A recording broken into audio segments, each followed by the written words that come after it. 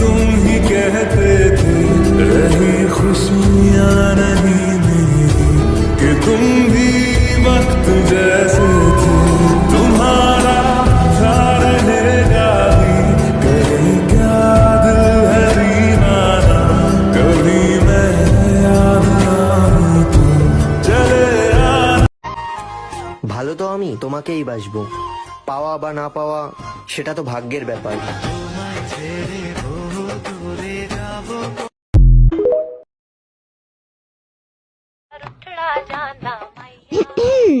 এরা কারা?